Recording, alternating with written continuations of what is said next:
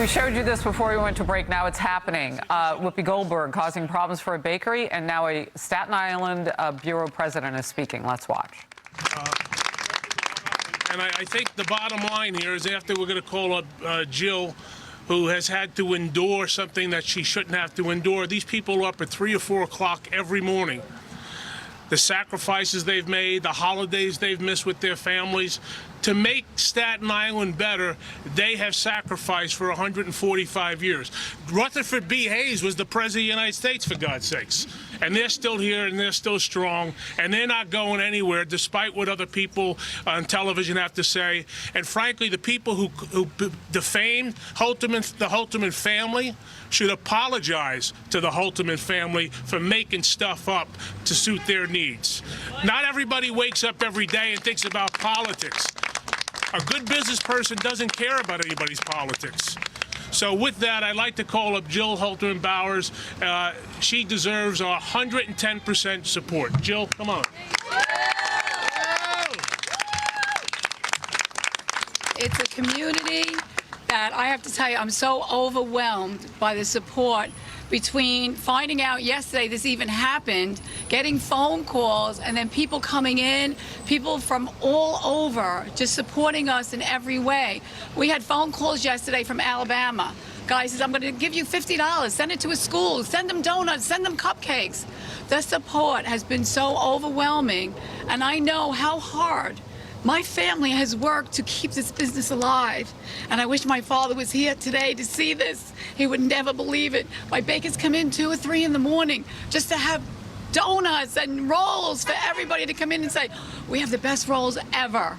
And you know what? It took my whole family. It takes everybody, the community that comes every day to see us. We have this everyday conversation with everybody. How's the family? How's this? This is what makes Holterman's Holterman's. It's the community, it's my fellow everything that come out, and us giving back to the community that makes this go round. And if it wasn't for you and Staten Island to make this work, we still wouldn't be here today. So I know my brother, Billy, work hard. Joe, my baker in the back, is here 6 days a week. He gives his heart and soul to this place. And you know what? My father always said, you do what you love. I'm telling you, this is my heart, and I thank you so much for everybody to come out and support us with the Holterman family. It means the world to me. It really does. Thank you so much. Oh, I wish my father was here for this. Oh, good. So good. The goodness prevails. And just a little background for those who know, they had a boiler here. Again, it's been here 145 years. They had a boiler that was 60 or 70 years old. And the first week in November, guess what? It went on the fritz. They had to be replaced. And the reputation of Holterman's is impeccable, so rather than commit to something they couldn't guarantee, they said we can't do it. And the person who besmirched and defamed them took that as an insult to her. Well, get over it. This family will be here for, God willing, another 145 years. And as Jill said, it's her family, it's the Staten Island community, it's the elected officials. And I hope if you're watching this across the country, go online and order something, and we'll mail it to you. So keep coming to Holterman's. I'd like to call up State Senator Jessica Scarcella-Spanton. Thank you so much for putting this together, to our wonderful borough president, Vito Fasella, and to the Holterman family. Jill, give her a big round of applause. I think one thing all of the elected officials have in common is that Holterman's has been around our entire lives. My parents' entire lives, my grandparents' entire lives, probably our great-grandparents' entire lives.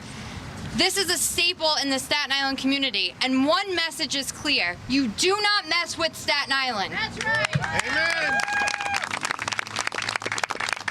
We come together as a borough like no other, so just understand, Staten Islanders are going to shop at Holterman's. This is an amazing, amazing family establishment. I encourage everybody to get their Thanksgiving pastries here, everything else. Thank you so much for putting this together, and thank you to the Holterman family for giving us a historic, beautiful business for 146 years, I just heard.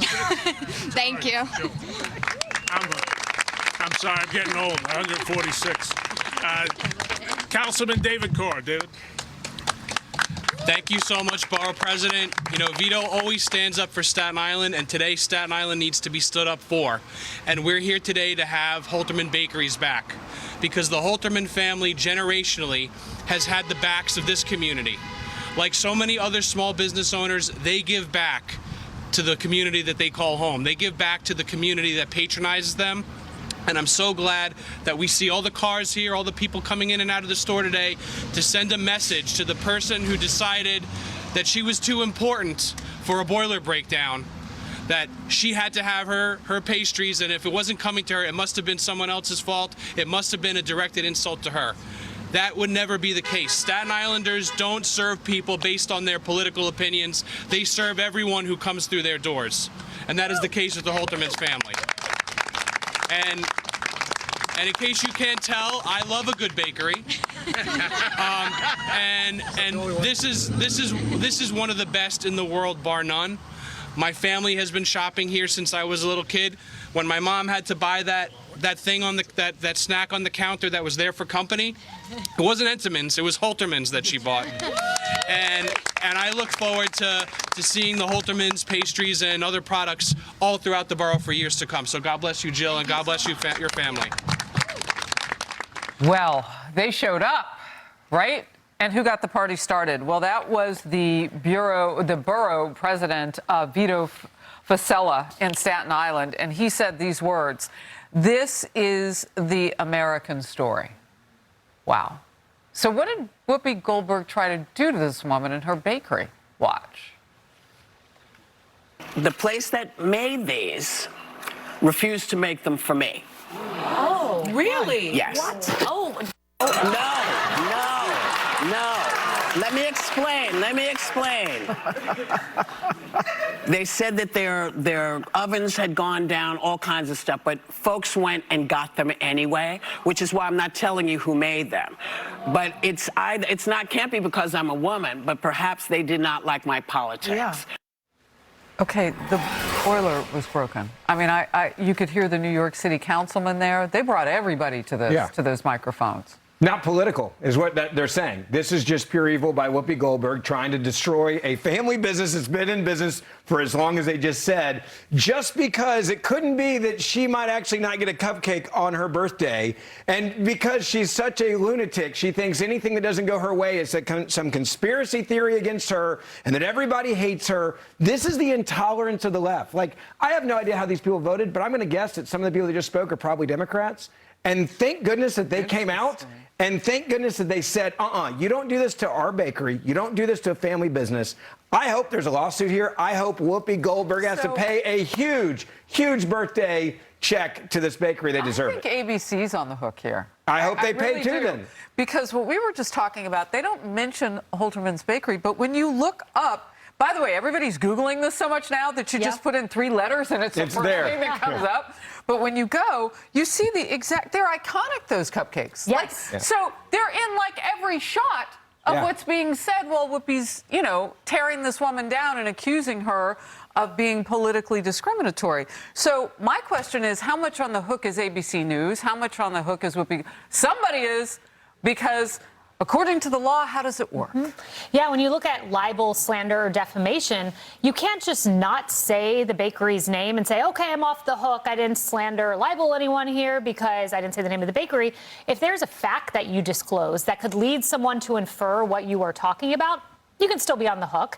And to your point, that infamous, or not infamous, I should say famous, white box with the pink polka dots allowed people to very easily find that this was Holterman's Bakery. It's so famous it was good enough for The View. Yes, she chose to unleash, Whoopi Goldberg, to unleash the attack dogs based on what evidence? What evidence led her to believe this was about politics? I've heard none, but thank God this bakery is fighting back.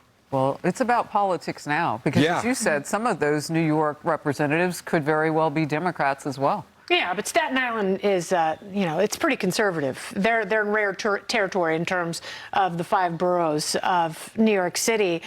Great people there. They obviously are very passionate about their environment and their community. And, what is Whoopi Goldberg doing, calling me like, this is Whoopi Goldberg, and I need something custom made for me and my Whoopi Goldbergness For now. And they might have had those pre-made. So before the boiler broke down, someone, may have made all of those lovely confections, which someone was able to fetch and take to Whoopi on set because, God knows, it looks like she's missed a lot of cupcakes lately. Man, we just get deeper and deeper. So what is the truth of all of this? Well, I think the truth is that Whoopi Goldberg is an incredibly self-indulgent person who thinks everything is about her. So she thinks and takes it personally because that's how highly she thinks of herself, and she thinks everyone else regards her in that way, that they would care what her politics are, that they would go to such lengths that they wouldn't make her a cupcake. I'll tell you what this also is, in my opinion, is it's projection and it's deflection. This is what the left does. I've had numerous instances in California and in other liberal places where people didn't want to serve me, or where I got, bad looks, or I felt obviously uncomfortable being in a place because of who I am and what I believe in. I would never call these places out on air. I would never try to disparage them or hurt their business. But I think that she's used to that because she's on the left, and maybe she would do that to somebody. So she automatically assumes that was done to her, but it quite clearly wasn't. It's real quickly, because you and I had, I think, seen some of the same reporting on this, that The View might be struggling right now with its view. Yeah. and maybe they really ought to be more sensitive to the fact that everybody's a part of this country. The View has one view. They all voted for Kamala Harris. So how about that? You've got The View, and it's only one view, and 76 million Americans don't have a voice. So there you have it. All right, well, the holidays are almost here, and Americans nationwide are preparing to celebrate with their families. But listen to this Yale psychiatrist. He is urging liberal voters to cut off loved ones who voted for Trump. There is a push, I think just a societal norm, that if somebody is your family, that they are entitled to your time. And I think the answer is absolutely not. So if you are going into a situation where you have family members, where you have close friends who have voted in ways that are against you, it's completely fine to not be around those people and to tell them why. Wow. Yale psychiatrist. She clearly has a view that I'm not sure many people would say is psychologically smart or healthy, but nevertheless, now critics are calling out the left for yet another attempt to sow division. New York Post columnist Kirsten Fleming is blasting the Dems' rhetoric as un-American. And a sociologist from the University of Virginia even claims that the left sounds like a cult.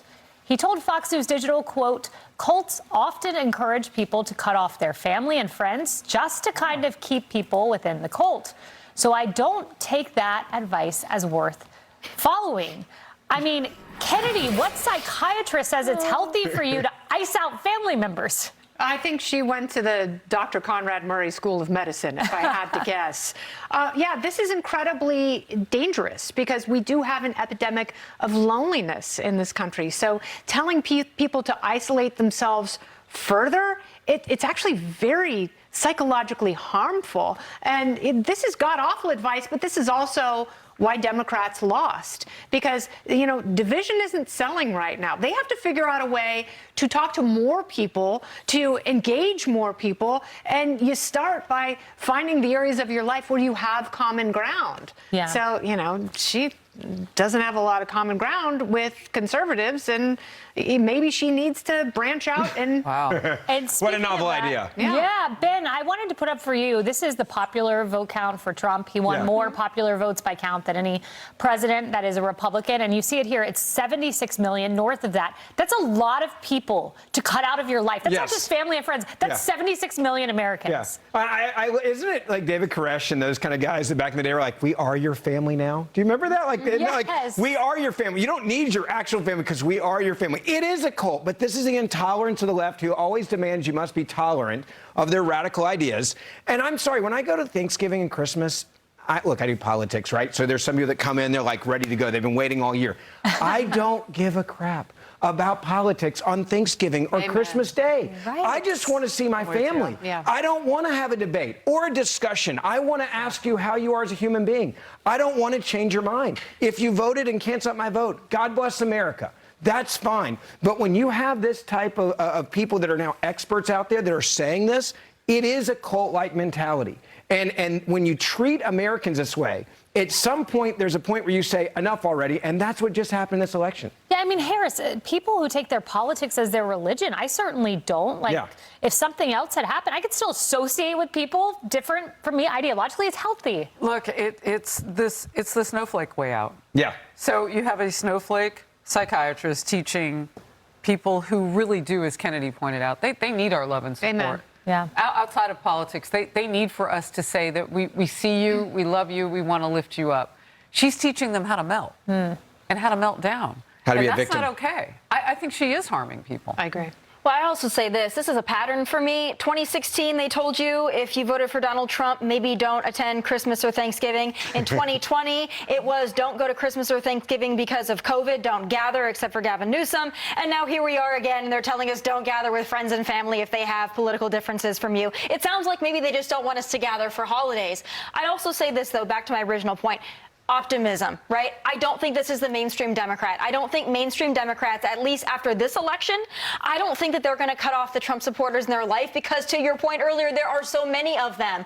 I think this exists in government, Hollywood, media, and social media, but I think everywhere else, even the Democrats, they're stabilizing, they're normalizing, and they are going to go to Thanksgiving and Christmas with their family members who voted differently. Amen. And maybe those Trump supporters have something insightful to share that could be learned from. Just maybe. All right, more Outnumbered in just a moment.